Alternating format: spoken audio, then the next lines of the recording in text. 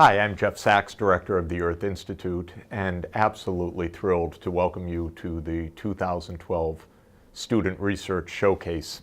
And I want to welcome, of course, our faculty, research leaders, partners and supporters of the Earth Institute, the general public, and especially the students. This is for you, and it's also to celebrate your achievements. The students, more than 100 of whom had the support of the Earth Institute this year. Of course, at the core of the Earth Institute's mission and of Columbia University's mission is education. And we're so proud of what the students are learning.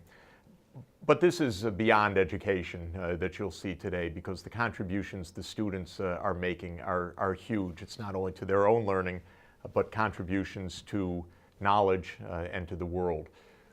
It is about problem solving in communities, in New York City, of course, and all over the world. So you see what you have before you are students from across the university who have operated across the globe, across the disciplines of sustainable development, and are making us so proud and making us so happy that this bold initiative of Columbia University, the Earth Institute, is seeing its purpose and its mission fulfilled so beautifully by our students. Well, thank you very much. Enjoy this wonderful showcase, and let's all give our gratitude, thanks, and celebration for the students whose research we learn about today.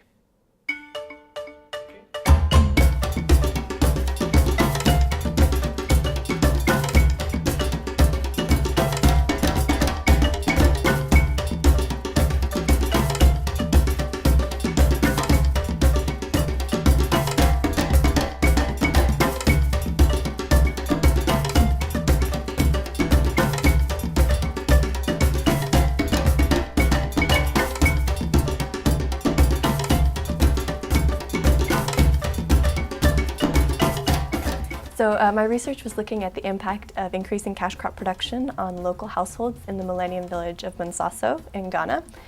And specifically, we're looking at how households that are increasing their levels of production change their socioeconomic and environmental relationships. So one of the most interesting things we found from the research was that households that were growing more cash crops were actually more food insecure than households that weren't. Additionally, we found that households that were engaging in cash crop production had better diet diversity, but unfortunately this was primarily due to increased consumption of alcohol, tea, and coffee, which was again very contrary to what we expected. I developed a large amount of statistical and analytical skills. Specifically in statistics, I learned how to use the modeling software Stata, which I had never used before, and was able to engage in a series of tests, which I didn't know how to do before, develop a hypothesis, produce a proposal, and run the tests to prove or disprove the hypothesis, which was very useful. It was really special to have the funds and the support to be able to develop something that came completely, from my own theories, and then see it against real-world data, how it held up. Overall, I think it was the most educational component of my time at Columbia so far. So as a research assistant for the Earth Institute, I conducted research and analysis for the regional partnership to promote trade and investment in sub-Saharan Africa. And to summarize it shortly, the project aims at attract investors and facilitate trade in underfunded, small, medium-sized African cities, and therefore to enhance growth and alleviate poverty. During the research, I had one of my tasks was to identify best practices in client charters for investment promotion agencies in sub-Saharan African countries. And first of all, this was very difficult because apparently sub-Saharan African countries have never heard of client charters.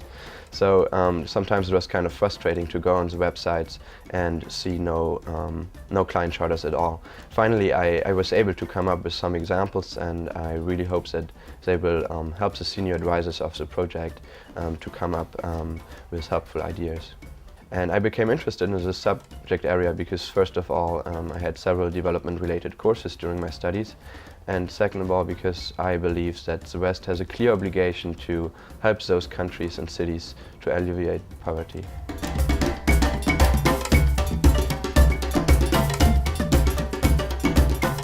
I'm a biologist, and my project is on integrating the social, economic, and ecological goals of coffee certification programs like fair trade and organic. And I got involved in this project because I've been working in an ornithology lab with my mentor, Melissa Mark, who's a postdoc, and she works mostly in field ornithology, but she's always been wanting to develop these questions, and I have always been interested in social and ecological systems, so our conversations developed into this project. I think it's very important for the Youth Institute to fund projects like mine because it's hard to find funding to do independent research, and I think that doing so, especially in the field, helps you decide if that's what you want to do, and it also, and for me, that's what it did. Next year I'll be working in Peru, looking at similar questions during a one-year fellowship, and I don't think I would have been able to make that decision had I not had this experience and had the confidence to go off and do it on my own.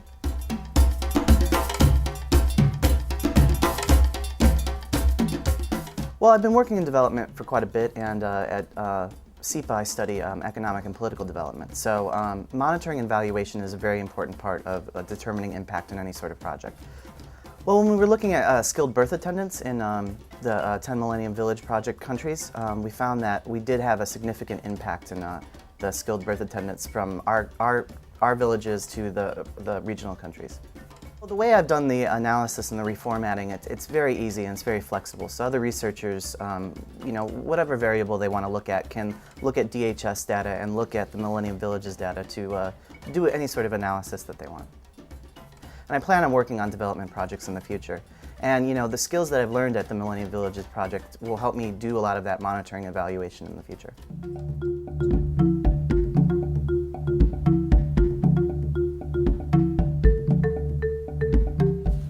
The internship that I'm working with is with the Center for International Earth Science Information Network, also known as CEASN, and it's a program here at the Columbia Earth Institute.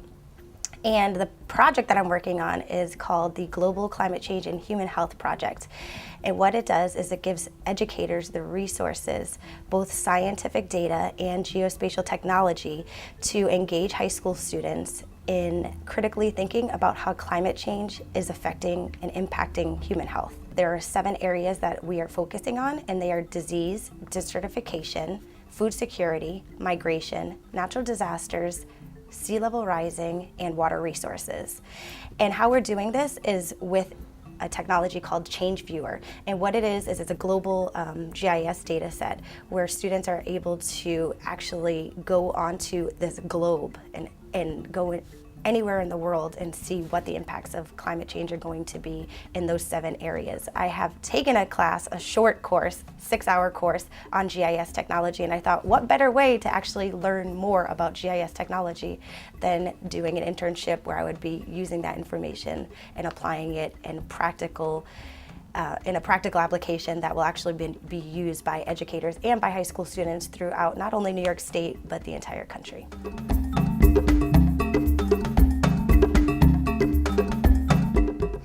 My project was a communications and outreach internship for the Lenfest Center for Sustainable Energy and its initiative supporting artists and scientists' collaboration, positive feedback. I feel that one of the most challenging questions we face intellectually is how do we talk about current research about climate change? How do we help people understand it, but more than that, truly connect with this information so that on a personal level? And that's what art and artists do. And so through my work with positive feedback and creating outreach for their events, I learned that this is possible. We did an event that was a speed dating event between artists and scientists. Very fun, very creative type of event. And the outreach I created was personals ads. So scientists seeking artists, artists seeking inspiration for their work. And it really highlighted the gulf between these two communities and the need for and the desire for greater connections. So I would say that the most interesting thing that I learned and the most rewarding thing for me professionally was that it is possible to do this. You can create at a programmatic level a greater community and greater collaboration between artists and scientists working on climate change.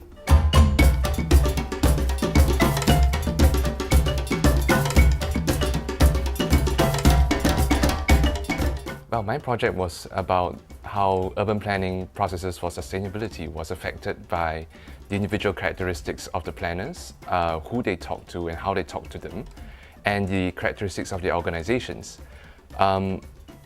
When this is studied, usually, we start by identifying the problems that a city faces, and we treat the policy-making process as a problem of searching for the right solutions. I treat it as a social process that's embedded in other social processes and investigate it as such. The biggest challenge was convincing practicing planners to participate in my study, both by responding to interviews and by responding to a survey.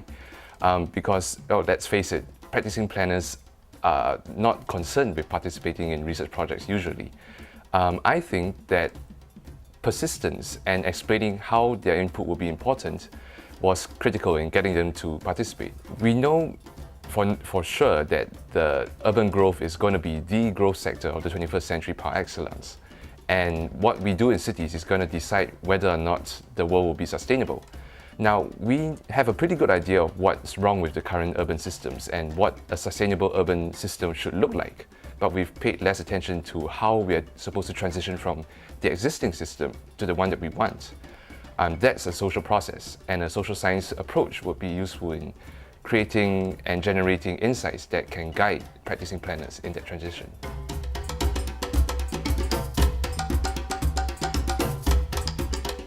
Studying an urban plan in a book is one thing, but being on the ground and really seeing how a city works is a totally different thing. So going to Chandigarh, India, and seeing the plan of Le Corbusier taught me how to read a plan and what to believe when you're reading an urban plan and what not to read, but to also pay attention to how an urban plan can change over time. Broadly speaking, our project was about modernist new towns and trying to figure out what about that totalitarian, top-down, comprehensively planned vision of the city works and what doesn't. Well, Brendan and I, when we were doing our research on Chandigarh, we were constantly plagued with not having information on how the city was currently being used. It was very clear Corbusier had done a great job of making the plans back when he was designing the city, but there weren't good records kept of how the plan was adapted and how people were actually using the city. So we basically had nothing from the present of how people were living day to day and how the city had changed. And so we needed to get there and see what was happening on the ground. I think the most interesting finding of the project is that it's really hard to develop anything other than local expertise. It's really hard to know something as vastly complex as a city without going there and spending time there and speaking with its people and tasting its food and smelling its smells. It makes me think that for really meaningful and comprehensive urban planning that there has to be a lot of involvement from the ground up, from the people who live there and work there and are experts because it's their life. I believe the field of urban planning and sustainable development really go hand in hand very well. Understanding how a city works and how people live is crucial to the field of sustainability. And so being able to start to see a little bit of how the world works and how modern urban plans are working is really important for me as I further my field, my studies in architecture and sustainable development. I'm very grateful that they made my trip to India more feasible. And it's really great to see this kind of investment in the future happening. I think that there are lots of people who hope to go on to make a difference for the better in this world. And there are a lot of barriers in the way for lots of those people. And I think that it is really important that those barriers get broken down and that those people who want to make a difference are given the resources to do so.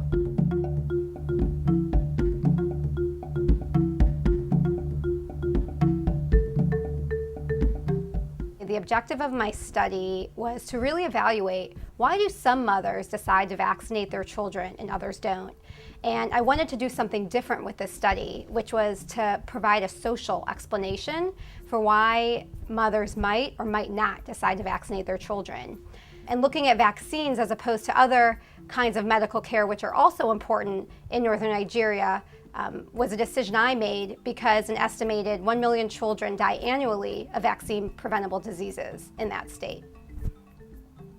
I faced many challenges while doing this research study. I was lucky because I had support from an immunization program on the ground, but even with that support, I had to independently manage 9 field workers to collect nearly 700 interviews across 22 communities in one state in northern Nigeria. And between balancing local politics, managing the budget, managing the staff, dealing with quality control, and at the same time trying to maintain the integrity of my study design, it proved quite difficult. I have a lot of ideas of how I'd like to develop my research study further. I think it would be very interesting to actually test my research question in the United States even, in areas like rural Colorado or the Bronx, New York, where vaccine uptake and vaccine coverage rates are still quite low.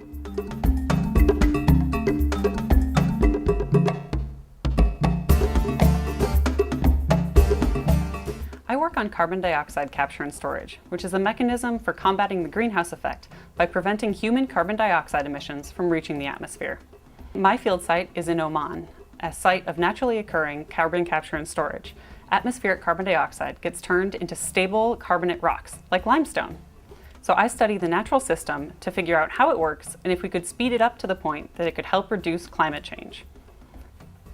What drew me most to my project is that it builds on a natural process. It's the Earth's own way of regulating atmospheric carbon dioxide levels. The problem is the Earth's process is too slow. It operates on thousands of years, too slow to keep up with our carbon dioxide emissions. So I'm trying to figure out how to help Mother Nature move a little faster. And we think we can do this by injecting CO2 into the system. The biggest challenge with international fieldwork is learning to be flexible but persistent. You have limited data, so you can make the best of plans, but once you get on the ground, things are rarely as you expect. The wells I was planning to use were either collapsed or in the wrong rock type, so I had to spend 2 weeks driving around looking for new wells. But I was able to do that, and I was able to get the samples and the tests that I needed.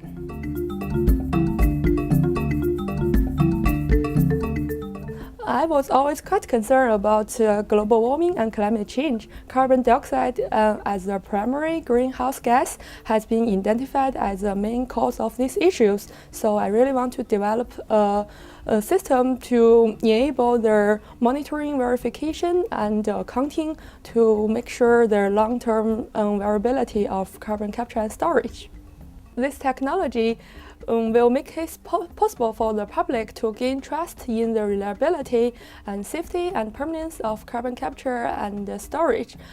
Once we accomplish our laboratory scale evaluation, our next step will be some field tests in of the developed carbon 14 tagging system in our carbon sequestration field in Iceland.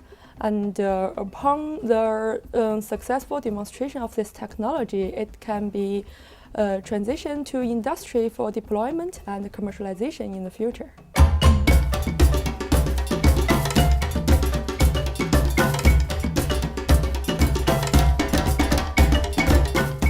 I'm working on wind turbine.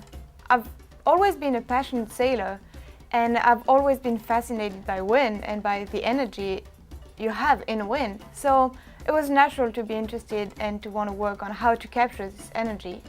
So what we're trying to do is, since now wind turbines are very expensive, we're actually trying to rethink them. So if you want an example, we can use computers. You can choose to have a very advanced, very powerful computer, but it's also very expensive. Or you can choose to have lots of ordinary laptops and link them together. You could end up with something as powerful but much cheaper. Well, we're doing the same thing with wind turbine. We're actually trying to shrink them and link them together to get something as powerful than a big turbine but much cheaper. So what is good about this subject is that a lot of interdisciplinary work is needed before we can actually create a prototype, and we could derive thousands of theses just from our project. So, for example, we actually need an economist or someone interested in economics to help us determine the cost of our wind turbine to see if it's actually cheaper. We also need mechanical engineers to help us with all the driving parts. We need structural engineers to help us with the design of the device. So I like that a lot of people could be involved in this project and not only me.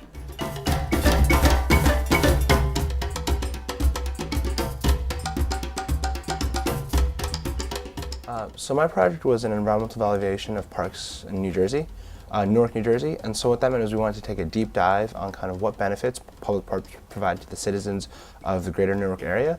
And that includes environmental benefits such as carbon abatement and tree cover, to more social and health benefits like related to having exercise areas for kids and families. And the last component was kind of see the economic growth that we'd get from things like increased property values and higher tourism rates.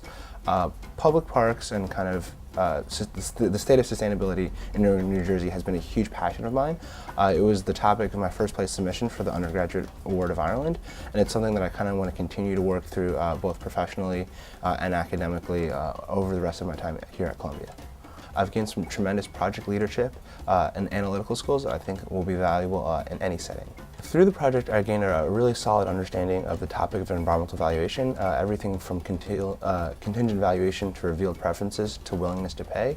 My advisor, Professor Bose, has been a tremendous asset.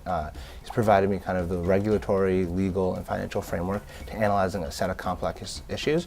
And I think as a result, I've been able to kind of been more aware of how to attack a problem and also manage a project from kind of an executive level.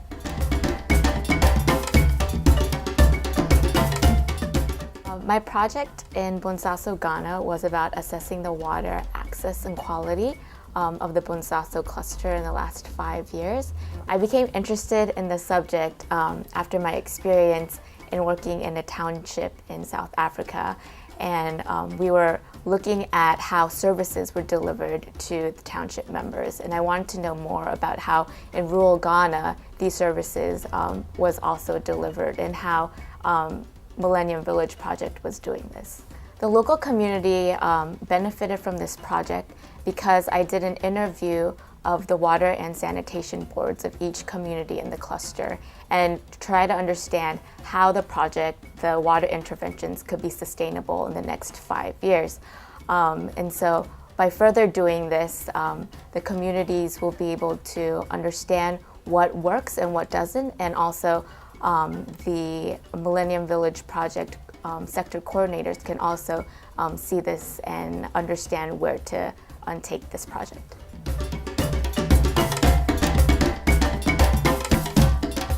I worked in the Millennium Village Project in the country of Senegal, and there I worked on the nature reserve of Potou, and I was tasked with developing a recommendations report for the business management and marketing plan and general organization of the reserve. The Potou Nature Reserve project is quite long-term project. There needs to be the development of the fauna, and it requires financing, it requires planning, but essentially it requires first and foremost the development of a local convention in accordance to the laws of the local community and the construct of the local community. The most interesting conclusion related to the Potou Nature Reserve was the eagerness and willingness of the community leaders to develop this nature reserve that will benefit the community in terms of employment and essentially the environment and preservation of the environment.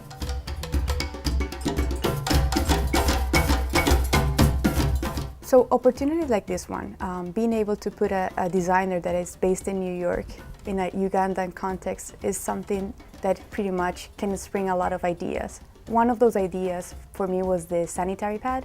The sanitary pad was actually not even in the picture when I was sent to Uganda. It just sprang out of one of the conversations that I had around when I was given the tour around the village. Someone mentioned the fact that girls drop out of school like 40% when they reach puberty, just because they don't have access to sanitary products. I felt goosebumps when I heard that number, and as a designer and as a woman, I thought, there must be something I can do. And I pretty much just say, how can I make my sanitary pad in materials that are locally available? So I say, okay, I need a waterproof material on the bottom, I need something permeable on the top. I bought an umbrella, I cut it, I have the layer on the bottom, I took a mosquito net, I cut it and I make the piece on the top. I sew them both together and I create a pocket. That pocket that you can fill in with toilet paper or with cloth. I test the first one, I tested with water, and then I said, okay, this thing works. So I went and I did 50 prototypes, which we deploy in schools. And it was fantastic because the girls tried for like 2 months, and they came back to us with our feedback. If we were going to give another set of pads, who wants the pads?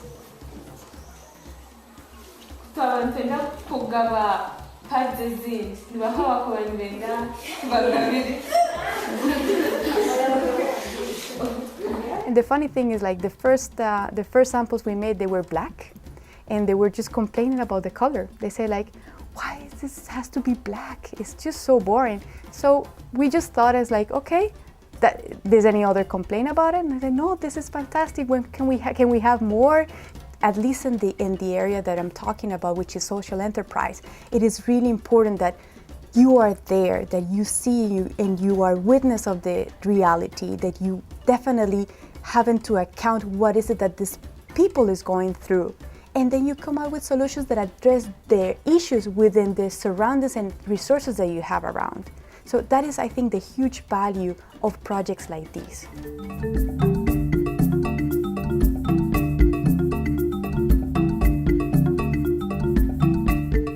My final project began as a paper for Professor Paige West's Anthropology of Consumption seminar of last semester. In the context of the class, I was exploring the debate around the social and ecological impacts of genetically modified seeds, focusing specifically on the debate raging over the sale of those seeds to farmers in the developing world. In reading the work of environmental anthropologists on the issue, I was intrigued and kind of struck by the potential anthropology had to contribute to our understanding of some of the more synthetic or sociocultural elements of the impacts of GM seeds. And so my project was really conceived as a response to a call for an anthropological framing of these issues. I worked in southern Mexico, and I looked at the role maize plays in the cultural and agricultural traditions of the region, identifying how policy and a lively opposition movement have developed with reference to those particular legacies, which are unique to Mexico. Interestingly, I think the biggest challenge I encountered was learning not to stick to the plan. I think I went in with a bit of anxiety and gave myself this pretty strict schedule and list of specific questions that I wanted to have answered. And pretty quickly realized that the value of fieldwork lies kind of precisely in your ability to articulate new questions based off of the information you encounter on the ground. And so I learned to not really let the questions limit me, and to kind of act more of as a guide as I went through this, and in following the leads that presented themselves to me. I was able to learn, I think, a lot more ultimately.